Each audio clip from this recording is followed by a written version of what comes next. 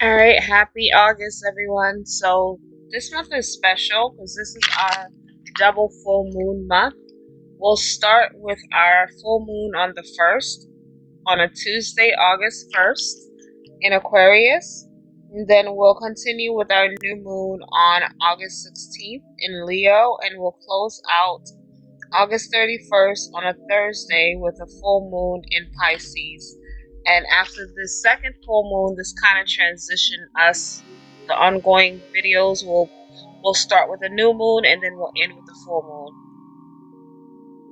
moon. So let's keep discussing our retros. We remember last month we had Saturn retro, and that's ending in November, and then we have Neptune's retro.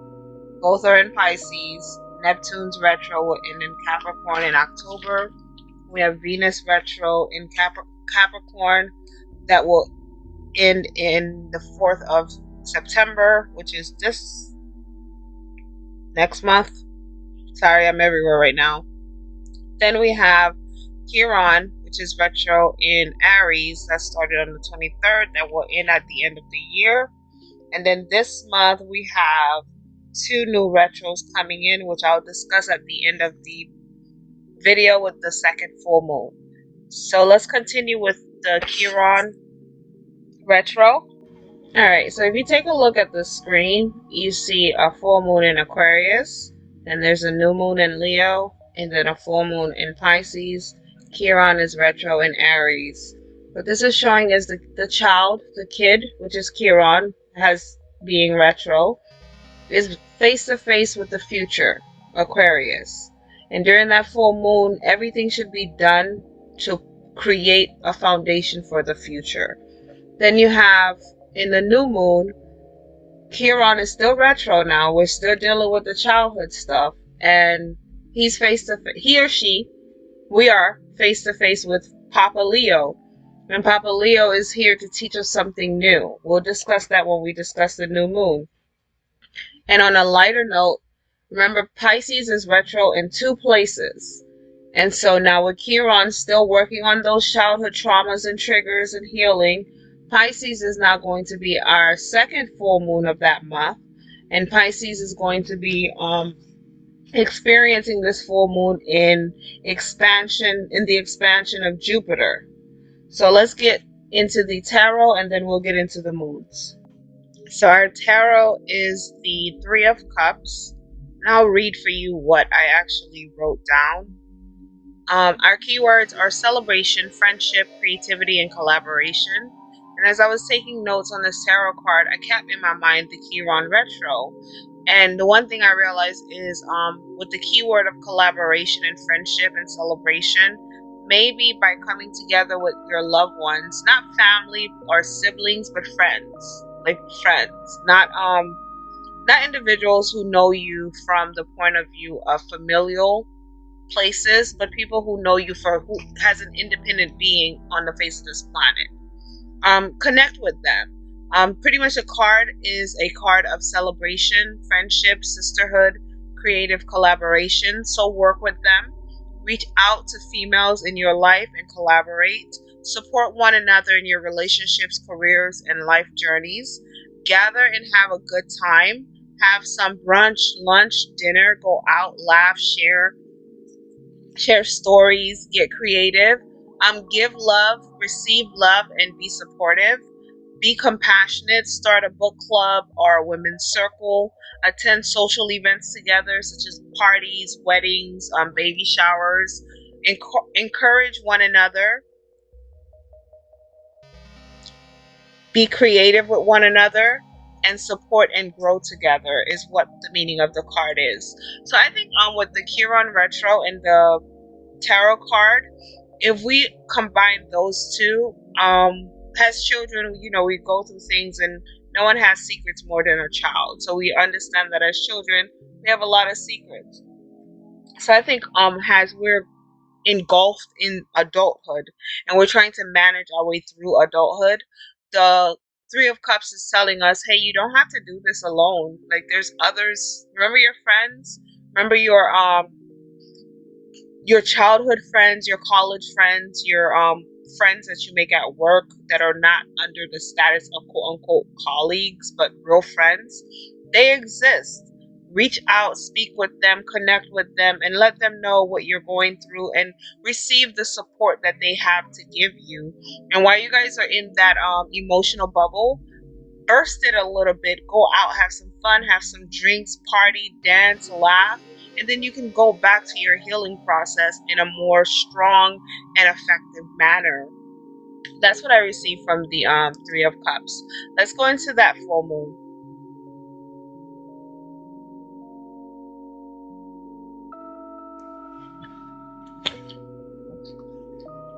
So let's continue the energy.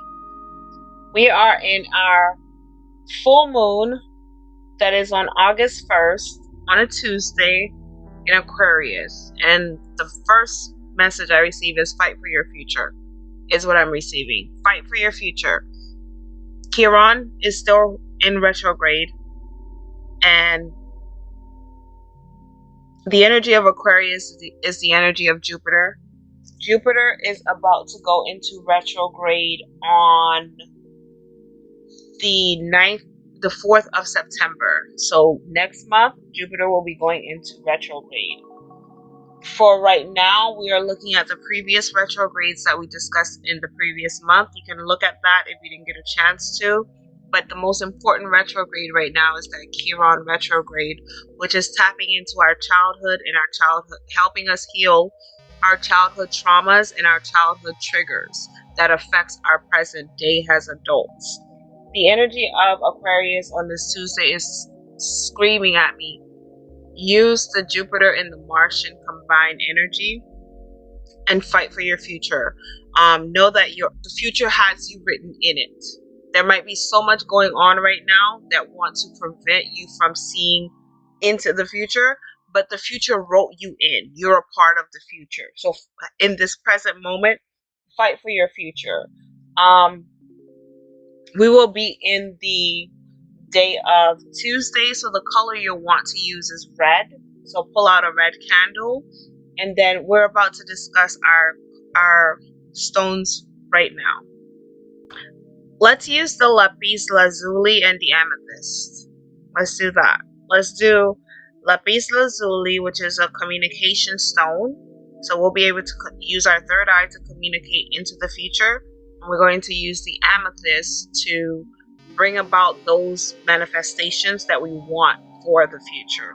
Let's do that. Let's work on those two. We're going to grab our red candle. We're going to set our intentions, and we're going to use the lapis lazuli and the amethyst.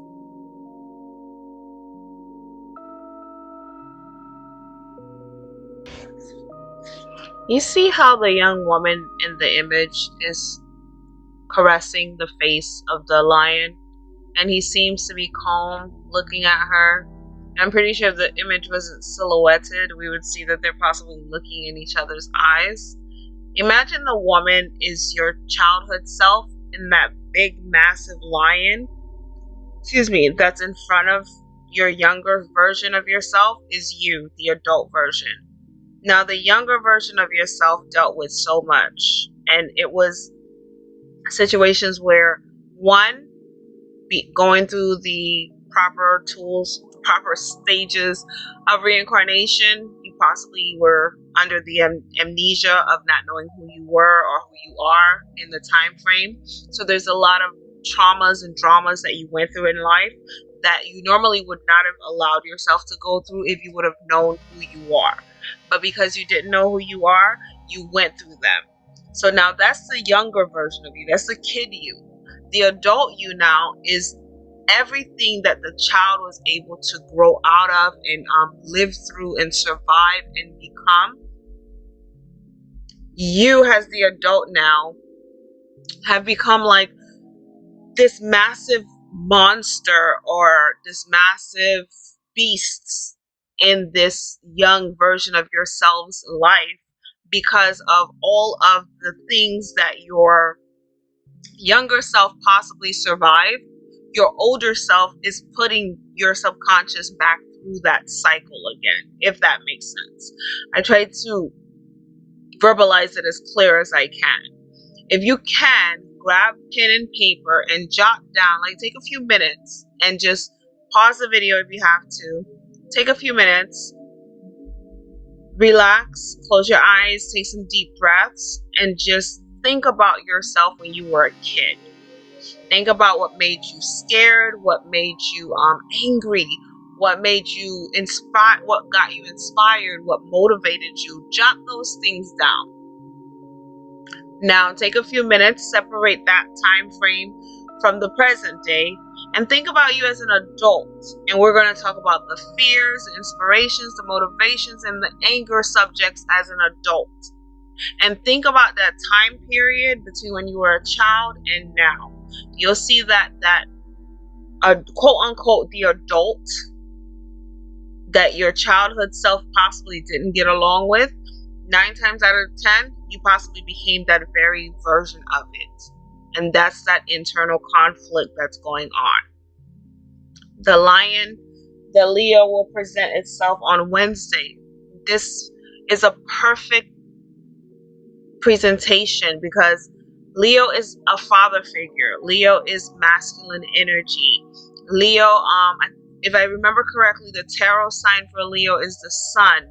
So it's literally masculinity at its best. And so when you think about it that way, you kind of get the imagery behind the young lady caressing the face of the lion. There's nothing more scarier than a lion, maybe possibly a hyena. But in all actuality, there's nothing more scarier than a lion, right? So to be able to caress the face of a lion, to calm that massive beast.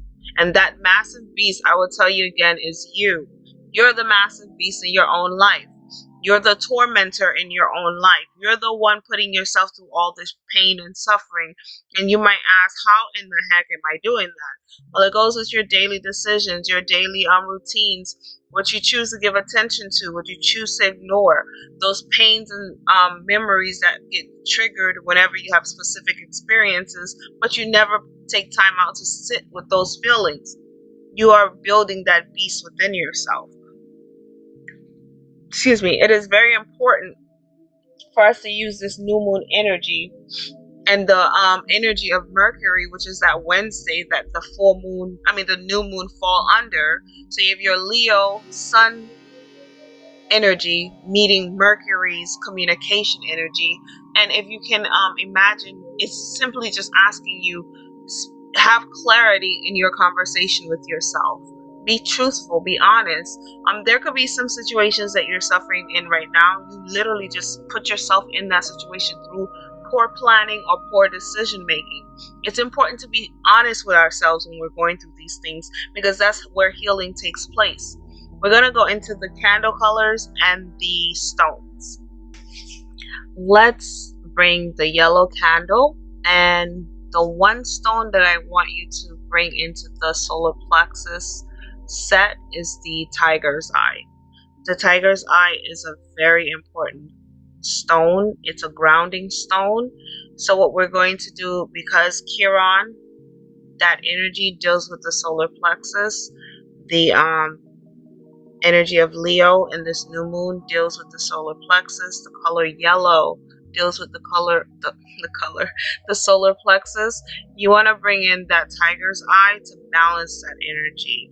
There could be so much going on, like right in front of you, that you're unaware of because you're just not tapped into yourself in that space and time.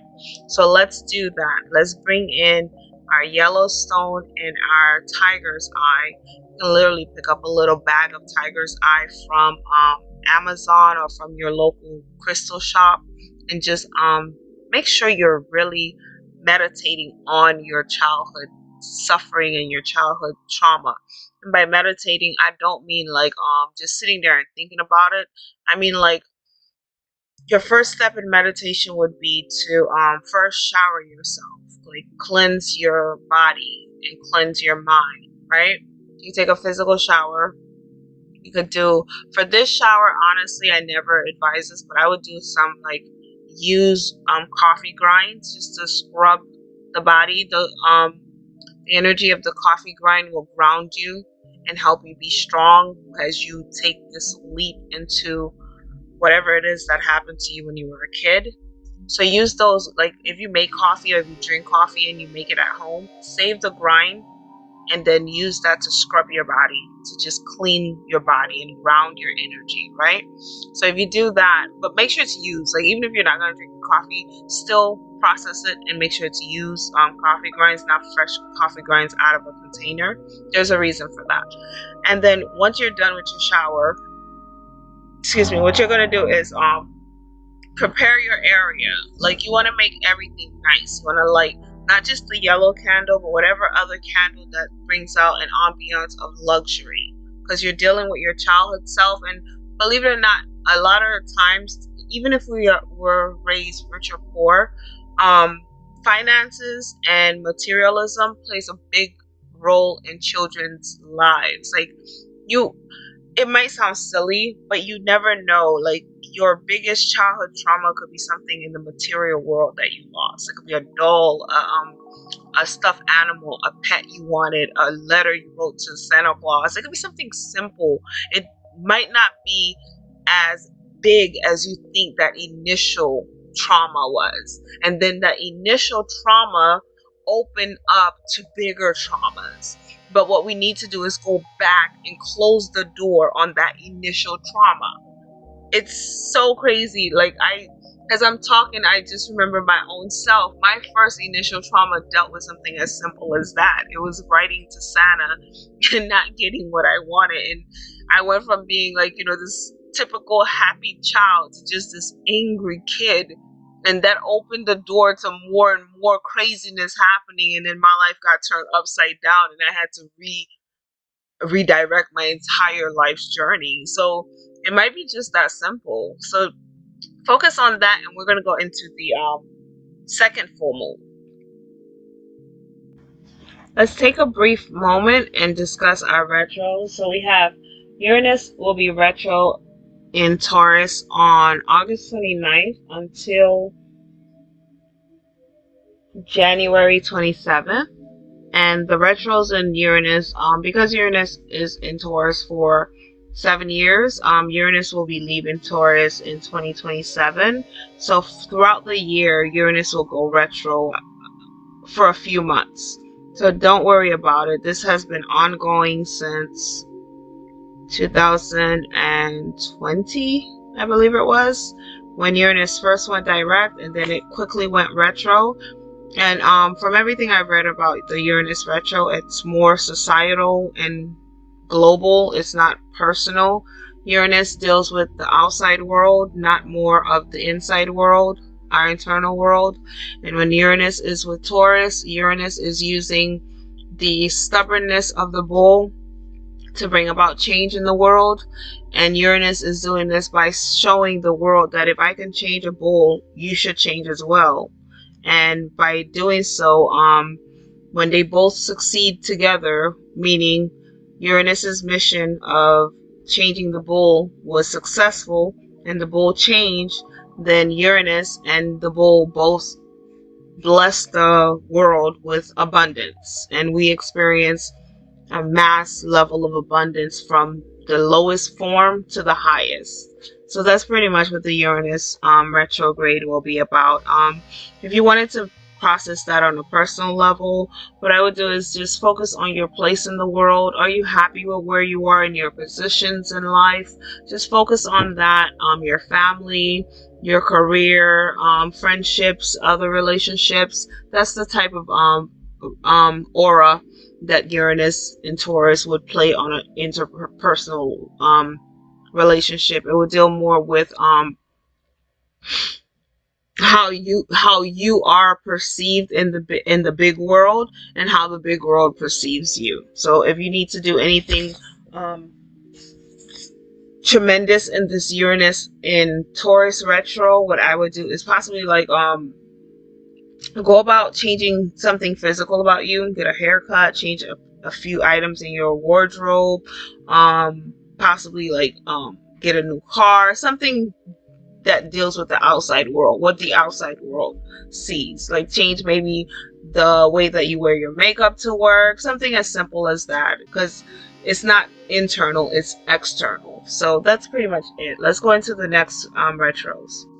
So Virgo's natural ruler is Mercury. Virgo is an energy of the throat chakra.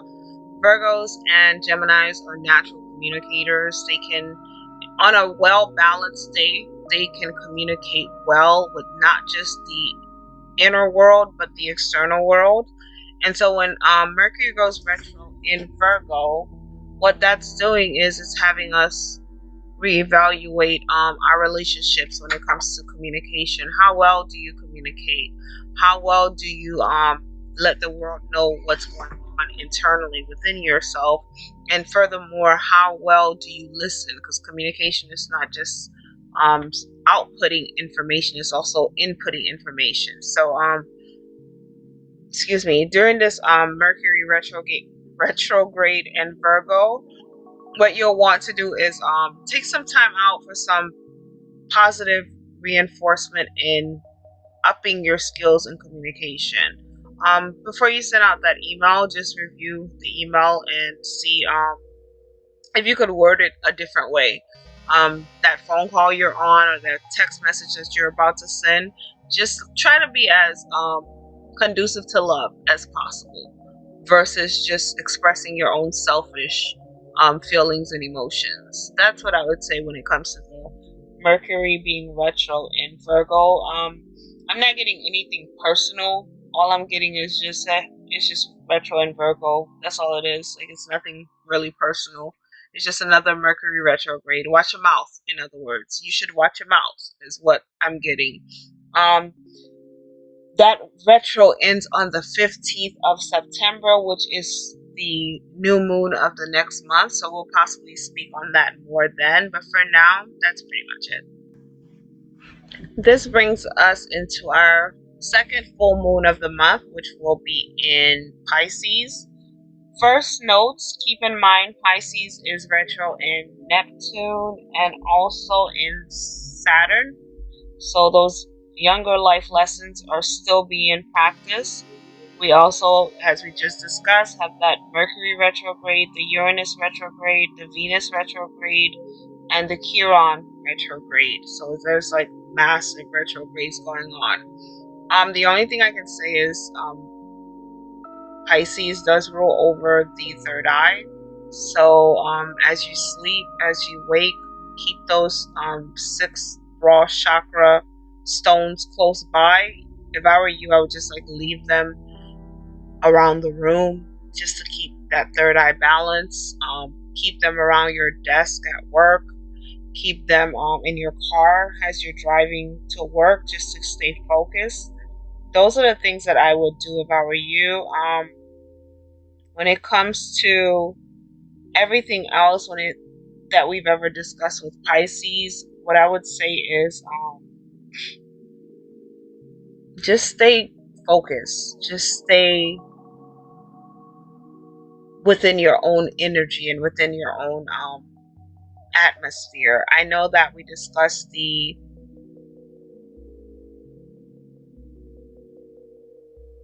Three of Cups with the socializing and everything. You can socialize, you can do all of that, but what I would do is just stay grounded, because even though we want to incorporate all of these energies within ourselves, we still want to protect our own energy, if that makes sense. Like, don't forget throughout all of this that we are healing. We are going through a process of deep healing, deep meditative. We're coming out of a deep meditative state of being.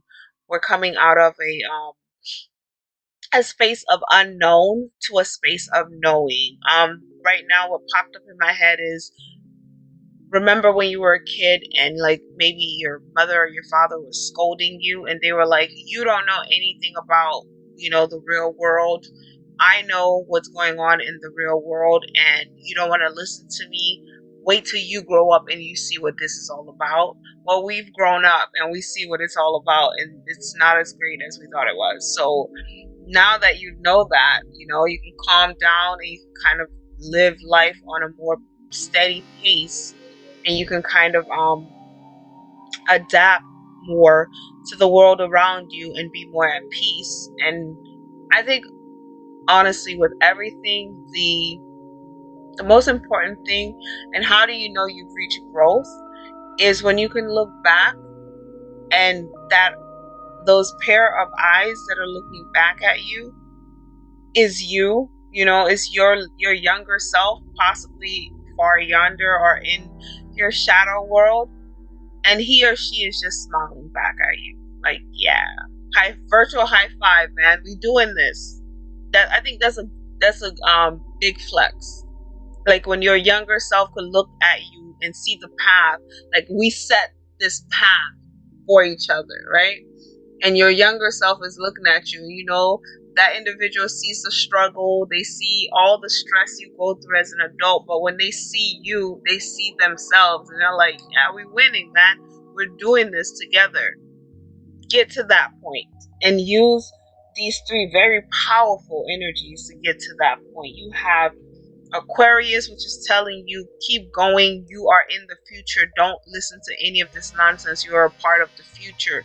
You have Leo, that's like the father figure. That's like, I got you. Just hop on my back and I'm going to get you to the future. And now you have Pisces, which is the second, one of the two signs of duality. Just like Gemini, Pisces is as above, so below. Pisces is light and darkness. And Pisces' energy is coming at you with the second full moon, like, yo, are you still working? Because I'm going to drift you into the September energy just to keep you going into the future. And you have to keep going. That's all we have. All we have is the future. The past is done, and there's nothing we can do about the past.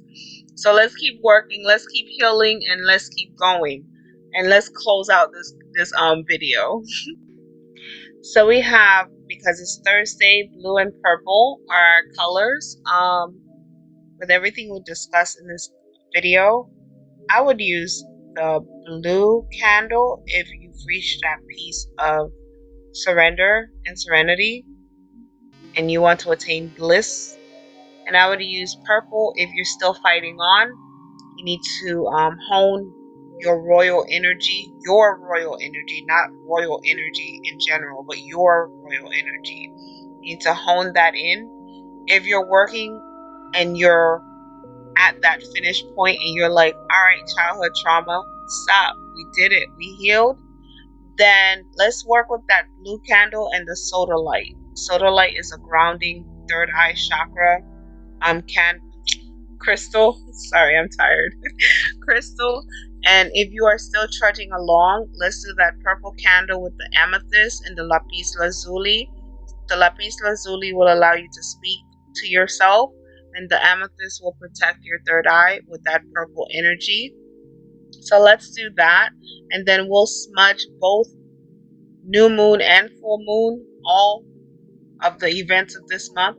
We'll be smudging with a regular white sage smudge stick. Alright, so you see it. We're starting our month with the color red in Aquarius with the third eye energy. And then we're continuing into our our new moon in Leo with yellow energy and solar plexus energy. And then we return back into the third eye energy with Pisces, and we'll be working with the colors of blue and purple. We do have three very significant energies around us. Aquarius, which is pushing us to the future. Leo, which is protecting us like a father figure. And Pisces, which is guiding us both in the conscious and subconscious realms, both in the knowing and unknowing realms. And we also have the personal responsibility to protect and continue to guide ourselves when it comes to those childhood memories, traumas. Hopefully they become childhood triumphs when we think about them in the future. And then at the end, we have our Three of Cups, which reminds us, no matter what's going on, no matter what's retro, no matter what hurts, no matter what wasn't accomplished, take some time out and enjoy a glass of wine or champagne or cola, whatever it is that you drink when you're socializing. Get out there with your girls and have some fun is what it's saying to you. So process that. I will honestly say that the month of August has been way an easier reading than the month of July. So this could be promising because summer will be in full throttle, and come next month we'll be getting ready to go into autumn. So this could be, that massive change that everyone was talking about, because this month is very promising, even with the retro in Uranus and all the other retros that are going on. I feel that if we just keep holding our hand, hold the hand of the little boy or girl that was once you, and walk and trudge through, not walk, trudge through these energies, you'll be fine at the end. There's light at the end of the tunnel. So let's keep working, let's keep going, and let's keep believing in ourselves and knowing that we're not alone. Take care, guys, and I will see you next month.